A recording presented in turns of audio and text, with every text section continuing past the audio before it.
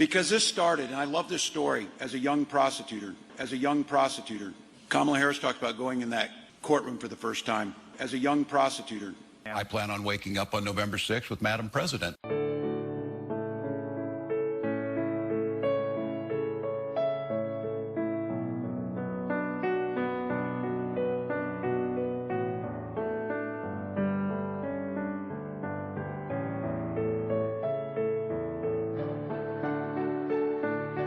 I'm grateful I got to experience it, and I'm so proud of him. I'm proud of him. I'm proud of Hope. I'm proud of Gwen.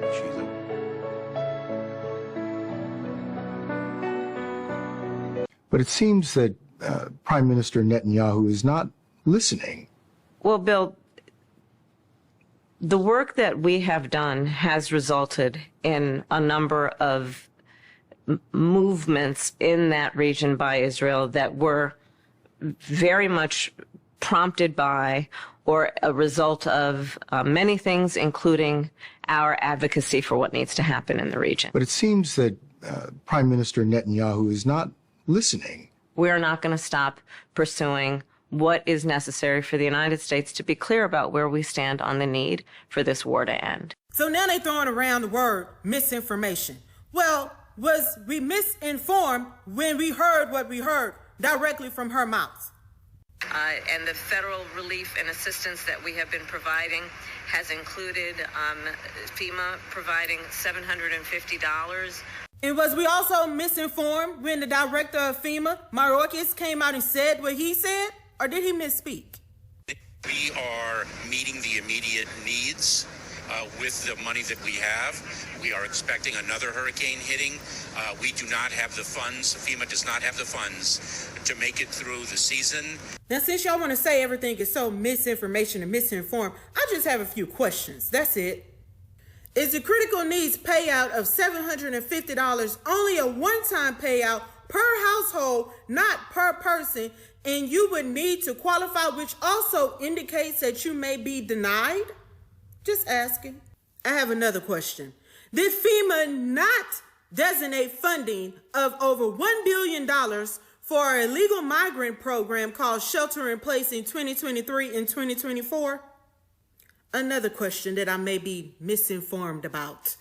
Did FEMA not designate funding of about $685 billion for illegal migrants in an emergency food and shelter program under this administration? I have another question, because we the people, we want to know. We don't want to be misinformed. Did the House and Senate, including Republicans, not pass the continuing appropriation bill, H.R. 9747, which provides more funding, but the disaster fund is still deficient, according to Mayorkas, because of mismanagement and possibly overspending? You know, that's the bill that y'all are running around and saying that the Republicans shot down or didn't pass. H.R. 9747. Go find it on congress.gov. Wait a minute, I thought of another one, because this may be the one that is misinformation. This is the one. Was there not testimony before the House Budget Committee estimating Americans paying over $150 billion annually to support illegal immigration? No, I got it. It's this one that's misinformed. It's this one. Have they not sent over $64 billion and counting to fund the Ukraine war? Dang, I forgot about this one too. I got a question about this one as well. This one probably is misinformed as well. Did they not send over $17 billion in aid to Israel since last October? And for my last question that I just may be misinformed about, this is the one. I'm misinformed, definitely, with this one. Did she not tweet a couple of days afterwards that she was deeply concerned about the security and well-being of the citizens of Lebanon and pledged a total of $157 million and bringing the support total of $385 million totally? It gotta be that one.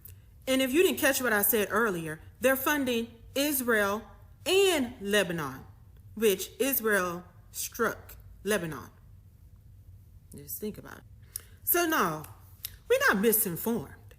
Y'all just misunderstanding that $750 was never enough to give to American taxpayer citizens. So you can miss me on that. Think about the sheer number here. 545 kids. That's not a child on a milk carton. That's the whole dairy aisle. And yet there are still people who haven't made up their minds. There are still people who are going to vote for him. Maybe we feel too guilty to understand the magnitude of that crime and our responsibility. And tonight, lawmakers urging the Biden administration to provide explanations for the disappearance of 85,000 migrant children. It now approaches 100,000 children, according to public reports, 100,000 children lost by your department and the Biden administration, migrant children sold into labor trafficking and sex trafficking. We've never had such a bad problem with child labor trafficking and child sex trafficking, and it is enabled by the Biden administration's policies. Mr. Schiff has been a congressman for 24 years. Think about this, 24 years addressing existential problems in this country and never being able to cure the problem. I went to Israel. I've been there during this war, where the devastation and the true genocide began. But let's face it, in two administrations, with the Obama and the Biden administration, this man voted for significant packages of billions of dollars to Iran. Why? To pander to Iran? Absolutely. I think under Mr. Schiff's watch over these last 25 years, you've seen us come to a situation now where we're much worse off than we were 4 years ago. Time and time again, he's never been able to solve the problem because he believes in throwing money at it and not actually coming up with an answer and a solution. Mr. Schiff mentioned about the economy and about getting the economy back.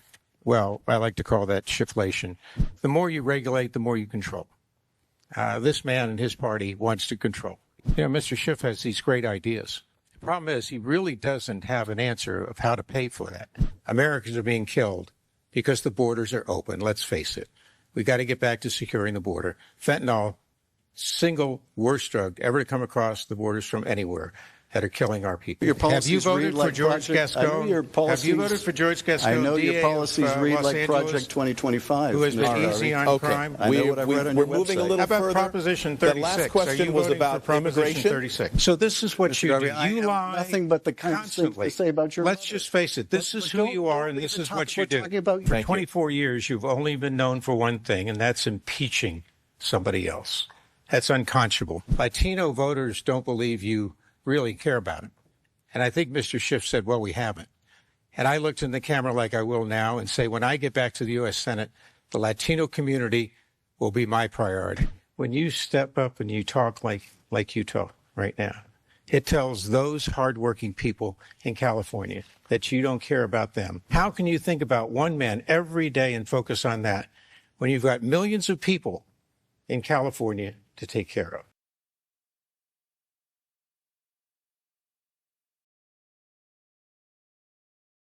Americans, I'm Colonel Douglas McGregor, CEO of Our Country, Our Choice, and I must tell you I am mad as hell. Mr. President, I urge you to direct your focus to the people of North Carolina. They deserve immediate assistance. Rescue helicopters should be dispatched, resources mobilized, and aid provided without delay. Our military, which is always ready to serve abroad, must also be ready to serve here at home. Our good countrymen and women are currently left to fend for themselves while our government takes great care of illegal immigrants, criminal gang members, foreign governments, and of course, lines the pockets of warmongers. I never thought I would see a day where our citizens are treated with almost complete contempt as we see today. To be frank, I'm furious, as we all should be. We're certainly grateful for our allies around the world, but we must ask ourselves, where is the priority for our own citizens? We have citizens contemplating suicide today in North Carolina, citizens without hope, citizens who despair. Countless hardworking families are without food, water, electricity, or connectivity, facing unimaginable challenges. It is unacceptable that while we allocate vast sums to foreign conflicts, our own people suffer in silence. Washington has no idea how upset the average American citizen is with the endless drain of cash and resources into foreign wars while our own citizens are suffering. Fort Bragg, now renamed Fort Liberty, is only 300 miles from Asheville, North Carolina, where thousands of Americans are coping with the washed-out roads and bridges, power outages, and the desperate need for clean water. Yet, as of this moment, no Army helicopters have been sent to rescue Americans, presumably because these aircraft are needed in the Middle East and Eastern Europe. At the same time, Mayorkas's Department of Homeland Security still had the funds to move 5% of Haiti's population all over the United States. The Department of Homeland Security now reports that its funds are too exhausted and unavailable to assist Americans in the path of Hurricane Helene. Too many Americans have been left behind by a negligent federal government for too long. On the one hand, there are unlimited funds for a Ukrainian government that has lost a war, and apparently limitless funds for Israel's new war. On the other hand, the Biden-Harris administration took more than $1 billion tax dollars originally allocated for American disaster relief and used it to provide services for illegal immigrants. Today, families struggling with horrific damage resulting from Hurricane Helene must cope with only $750 in support from Washington. It's time for us to critically assess the narratives we encounter. Are we truly being served by our government, or are we being misled into believing that our greatest threats lie beyond our borders? I urge each of you to engage in thoughtful discourse, to question what you hear, and to seek the truth rooted in our shared values. Imagine a different future, where we redirect our efforts towards solving the pressing problems right here at home. A future where our resources are allocated to rebuilding our communities, providing better health care, and addressing the root causes of addiction. Let's ensure that our government is not just reactive, but proactive in helping its citizens in need. It is time to strengthen our commitment, first and foremost, to the American people. No more delays. No more excuses. It's bad enough that 76% of individual income taxes go to pay the interest on our sovereign national debt. If our government has one job, it's to provide for the security and well-being of the American people. Instead, they siphon our taxes and they funnel to anyone and everyone but us. Americans, our country is on autopilot when it desperately needs leadership. Imagine for a moment wealthy parents who give their spoiled children keys to an expensive sports car. The children keep crashing the car and still get a new one after each accident. This may not be the best analogy, but it seems clear that the taxpayers are the parents and Washington is populated with spoiled children. It's time to stop replacing the sports car and instead replace the children in Washington. Thank you for listening. God bless you and these United States. I'm currently in Asheville, North Carolina with my company, doing disaster security for a dialysis company. And we're also doing search and rescue for patients to bring them to dialysis so they don't die. This place is a war zone, people, and the military is not here. And the reason I'm pissed, because I was part of the operation during Hurricane Katrina. I was stationed in San Diego, and within 96 hours, we were in Louisiana. And these bastards are not sending the military here. There's so much destruction. There's no news crews here. That's why you're not seeing it. The American people should be angry at what our government is doing to this town. There are people hurting here. There are so many people dying. I drove past a young kids about 5 to 7 years old. They were brother and sister, and they were looking for their parents. We got them to a church. These young kids don't know where their mom and dad are. and the military is being fucking hamstringed by these goddamn DOD fucking executives. If you're not angry, you should be, because this is what our government thinks about us. They're not here to help us. We have to take care of ourselves. There's towns here that are self-policing. We drove into towns where the town folk came up to us and said, "What are you doing here?" So we're looking for patients. We're trying to get them help. And they welcomed us with open arms. This is bad, people. You're not here. It is very bad. We need water. We need food. We need clothes. I'm in a budget motel, and I'm very grateful, and I feel somewhat guilty that I have a roof over my head and a shower. And it's right across from the airport. There was a man that took off yesterday in his helicopter to go up in the mountains to drop off food. He landed and got arrested and said he was interfering with the government, a government operation. But there's no operations going on. I'm sick to my stomach that our government treats our American people this way. And then when they get slapped in the face, oh, here's $750. After we sent over $200 billion overseas. Mayorkas, you're a traitor to your country. As you know, Secretary, I helped secure $650 million in fiscal year 2024 for the CBP Shelter Services Program to limit the burden on financial burden on local communities. I was pleased to see the notice of funding opportunity published last week that gave Arizona its fair share of the money available. As you know, this money has come quite late. We were just days away from Pima County seizing all activities to process and manage migrants. So what steps is DHS going to take to ensure that additional funds are distributed and that we don't find ourselves in this critical situation in Pima County once again?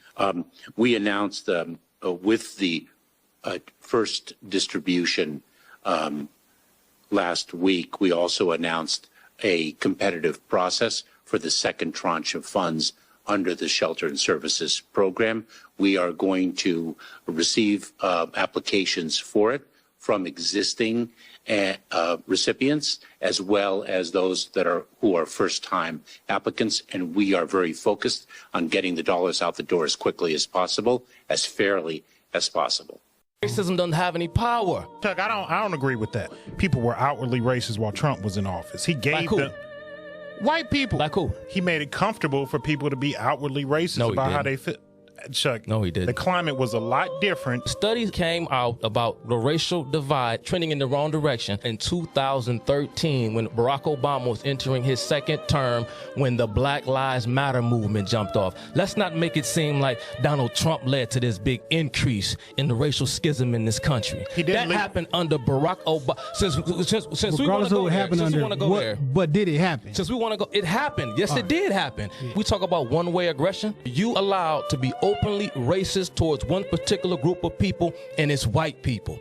Let's call a spade a spade. White dudes are pussies. White men are the issue. White men are the biggest threat to America. They are. You got analysts on MSNBC, CNN openly referring to Donald Trump and his voters as Nazis. Nowhere in popular media do you see white people saying the kinds of things that you see people saying about white people on national television, from Joy Reid, Trevor Noah, Don Lemon, over and over again. But Chuck, you don't see that anywhere else. Just because you can't get on mainstream media and make light of other races doesn't mean that the racial climate is still not what it is. The reason why the racial climate is what it is because that's what critical race theory seeks to do. It seeks to polarize for the purpose of finding people who are sympathetic to your cause. And you keep on dividing one group onto itself until you create a group of disenchanted, angry, dysfunctional people that you can then use for the purpose of your liberation. That's not my words. Those are the words of Herbert Marcuse himself.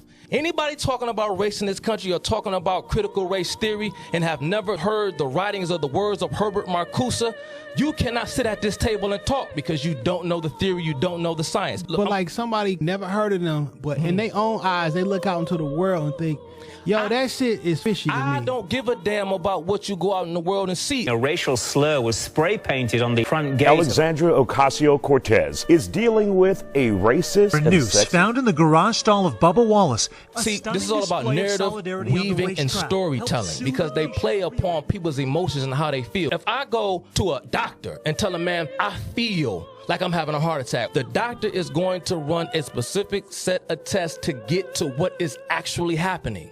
He has to know the truth. He can't do medical procedures upon me based upon what I tell him I feel. He has to know for a fact. He has to know what he's talking about. So he has to do a battery test. He has to do a test because if he does the wrong treatment to me based upon what I feel, he could kill me.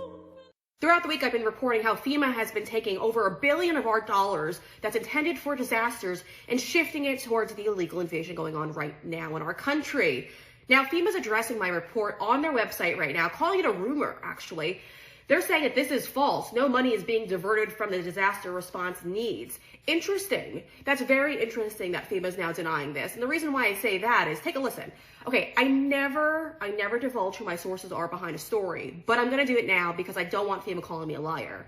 So my source behind all my reporting is actually FEMA itself. If you go to the same website, you search these headlines, guess what? They're on their own website. Okay, I pulled all of this information from their press releases. They've been bragging about giving our money away to the invaders for years now. Now, all of a sudden, that they need more money from Congress, they're calling it a rumor. They're calling it a lie. They'll probably call it a conspiracy theory. But if you go to their website, and in case they delete it, we've got the archives, so don't you worry. And they're bragging about taking your money and giving it to people who are invading our country. That now that you, as Americans who need this money, guess what's happening to it? It's gone. We don't have any of it. And that's according to their own DHS Secretary, Alejandro Mayorkas, who's saying that they don't have enough money to get them through hurricane season. Also, on that same website, they're denying the fact that they're broke.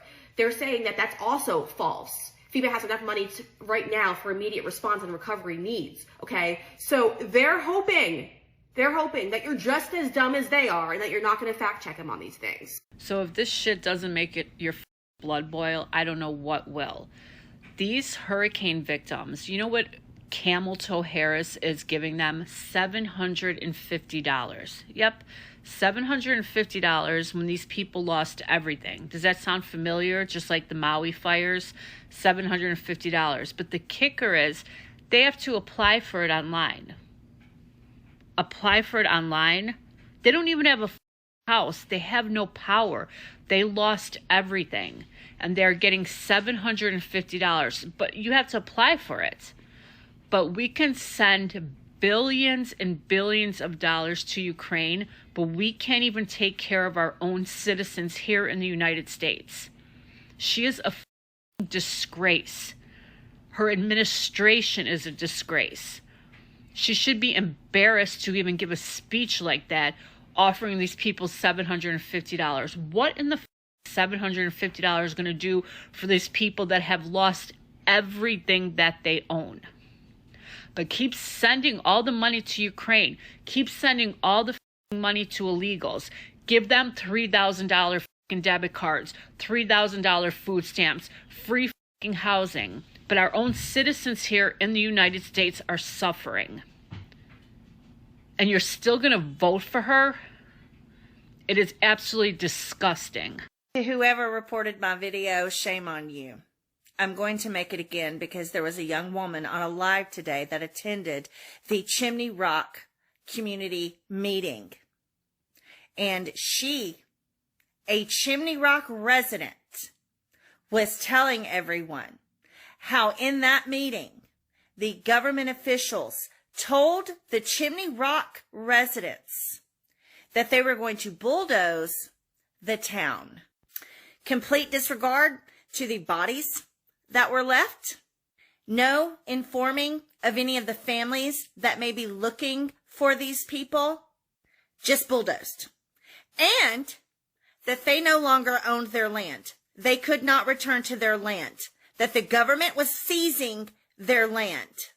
Just because it is not on ABC, CBS, NBC, and all of the other propaganda machines doesn't mean it's not true. The people of Chimney Rock are saying this is true.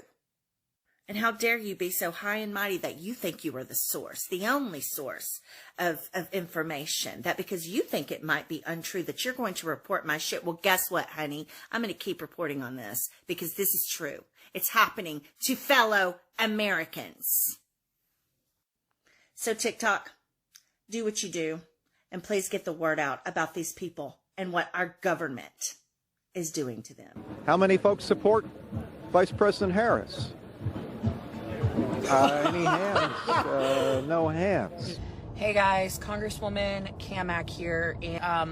You guys have brought something to my attention on what's happening in North Carolina. And so we've been getting reports that Good Samaritans were being denied access to rescue efforts and dropping off supplies and saving people. In fact, for the last several days, we've had people in our district with private helicopters who our team had been working to get them the clearance to land in North Carolina in these affected areas, and they were doing private rescue missions just out of the goodness of their heart, and we're running into hurdles. And so I wanted to give you guys a quick update on where we are at, what we know, and what we're doing about it. So I could show you the screenshot. It's called a TFR. It's a total flight restriction was imposed for North Carolina. And our team, and that just basically means that no private aircraft that is not authorized cannot get into the area to drop supplies, pick people up, etc. And we know there are so many people who are just trying to help, and so many people that need help. So our team, we were able to get a couple of our folks in there to do rescues, and that's when the TFR came crashing down, the total flight restriction.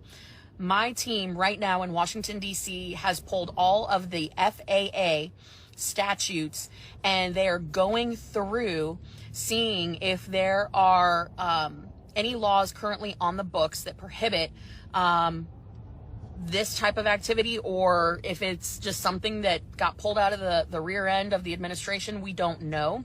But in the short term, we are working to get the FAA and the Department of Transportation to, one, lift the flight restriction.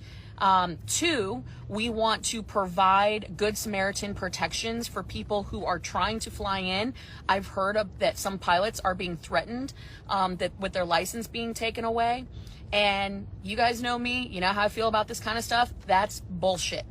And so for anyone, and I hope you tag them, please share them, please in the comments, tag people that you know are doing this.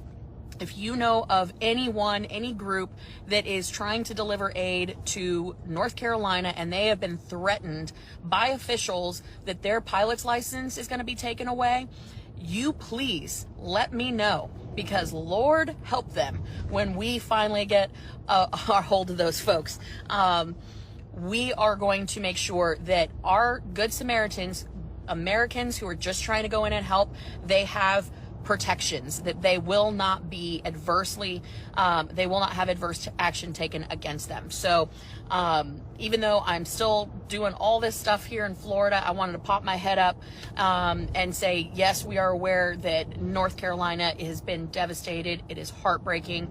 I've been in touch with my colleagues in North Carolina, and we are going to do everything that we can here in Florida to make sure that people can get the help that they need no matter where they are. So team is working on it. I wanted you guys to know that that was happening because there's so many questions and there's so much bad information that's out there.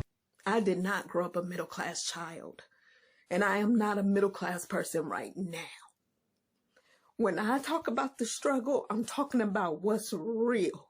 And I know most of the Democrats, liberals, and leftists are out here just living their best life, so much so that they run up to our comment sections and try to beat us with bootstraps. I did not grow up a middle-class kid. And even though I keep reaching for it and reaching for it, it did not come from my kids either. And I'm still reaching for it, and I'm still reaching for it.